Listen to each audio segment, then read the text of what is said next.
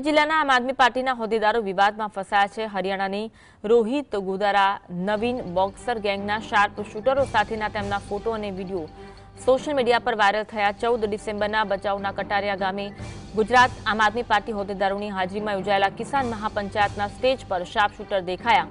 આના પછી હરિયાણાની કુખ્યાત ગેંગના શાર્પ શૂટર સ્ટેજ પર ખુલ્લેઆમ ટહેલતા જોવા મળ્યા। બીજી તરફ આપના પ્રદેશ મંત્રી સંજય બાપટ સાથે શાર્પ શૂટર પર આશરો આપવા માટેના વિડીયોને પણ સોશિયલ મીડિયામાં વાયરલ થયા હતા। ઉપરાંત પૂર્વ કચ્છ જિલ્લાની આમ આદમી પાર્ટીના પ્રમુખ કાયનાત અંસારી દ્વારા એક કુખ્યાત આરોપીને કેક ખવડાવ્યા હોવાનો ફોટો પણ વાયરલ થયો। આ બાબતોને લઈ અનેક સવાલો ઉઠ્યા છે, જેમાં એ પણ કેવું સેલિબ્રેશન થયેલું હતું, જેનું અવલોકન પૂર્વ કચ્છ આ પાર્ટી પ્રમુખની ચેમ્બરમાં બંધ દરવાજે કરવામાં આવ્યું। આથી ગુજરાત એટીએસ અને પૂર્વ કચ્છ પોલીસે 21 તારીખે 2 આરોપીની ધરપકડ કરી, જેમણે હત્યા મામલે ફરાર થઈને પલાયન કર્યો હતો।